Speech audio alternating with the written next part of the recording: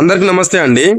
ఈ వీడియో ఎవరు చూసినా ఎవరు చూడకున్నా రెడీమేడ్ లో సోఫాలు తీసుకునే వాళ్ళు మాత్రం ఖచ్చితంగా చూడాలి। ఎందుకంటే ఒక రెడీమేడ్ లో తక్కువ సోఫా వస్తే దాని లోపల ఉండే మెటీరియల్ ఎలా ఉంటుంది అనేది మీకు తెలవాలన్న ఉద్దేశంలో ఈ వీడియో పూర్తిగా చేయడం జరిగిందనమాట।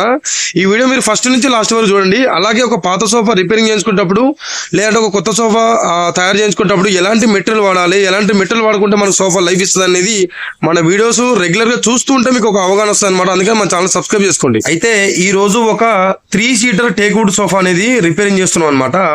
ఈ సోఫా కస్టమర్ అయితే వీళ్ళు రెడీమేడ్ లో తీసుకోవడం జరిగింది। ఈ సోఫాలో వచ్చేసి ఫోమ్ కు బదులు బ్యాక్ సైడ్ వచ్చేసి కొబ్బరి పీసు వాడడం జరిగింది అనమాట।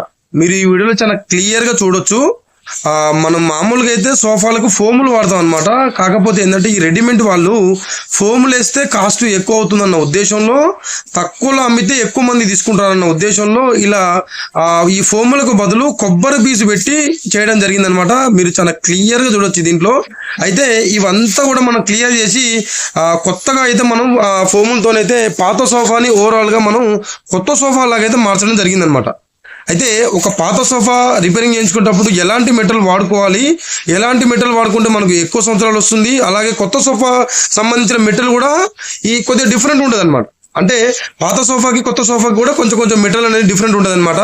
మీరు రెగ్యులర్ గా మన ఛానల్ చూస్తూ ఉంటే కానీ, వీడియో చూస్తూ ఉంటే కానీ మీకు చాలా క్లియర్ గా అర్థమవుతుంది పాత సోఫాకి ఎలాంటి మెటీరియల్ వాడుకోవాలి, కొత్త సోఫాకి ఎలాంటి మెటీరియల్ వాడుకోవాలనేది ఇలా ప్రతిదీ కూడా మనం పూర్తిగా వివరించడం జరిగిందనమాట।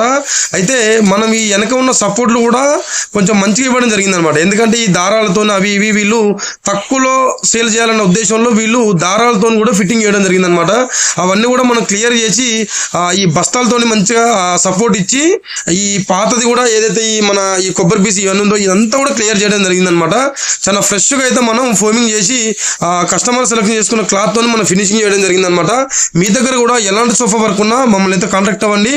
మీకు టైం ఉందా ఒక కొత్త సోఫాని ఆర్డర్ ఇచ్చి చేయించుకోండి, మీ దగ్గర పట్ల కానివ్వండి లేదంటే తెలిసిన వాళ్ళకి కానివ్వండి ఆర్డర్ ఇచ్చి చేయించుకోండి। ఒకవేళ టైం లేదా మంచి షాపులలో లేదంటే షోరూమ్ లో తీసుకోండి। అంతేగాని ఈ ఎక్కడ పడితే అక్కడ ఈ రెడీమేడ్ లో సోఫాలు తీసుకుంటే మాత్రం దాంట్లో ఉండే మెటీరియల్ అనేది చాలా డిఫరెంట్ గా ఇస్తున్నారండి ఇవాళ రేపు। ఎందుకంటే తక్కువ రేట్ లో సేల్ చేస్తే ఎక్కువ మంది తీసుకుంటారన్న ఉద్దేశంలో ఈ ఫోములకు బదులు వేరే మెటీరియల్ కూడా వాడడం జరుగుతుంది అనమాట। ఇవన్నీ మీరు గమనించుకోవాలి। ఒక సోఫా తక్కువలో వస్తుంది అంటే దాని వెనక ఏదో ఒక కారణం ఉంటుంది అనమాట। ఇవన్నీ గమనించి మీరు ఒక కొత్త సోఫా చేయించుకునేటప్పుడు లేదంటే ఒక పాత సోఫా రిపేరింగ్ చేయించుకునేటప్పుడు ఇవన్నీ గమనించి చేయించుకుంటారని మేము అనుకుంటున్నాము। అలాగే మన ఛానల్ రెగ్యులర్ గా చూస్తూ ప్రతిదీ కూడా సోఫాల గురించి తెలుసుకోండి। మీకు ఒకనొక టైంలో మన వీడియోస్ మీకు ఎంతగానో ఉపయోగపడతాయి।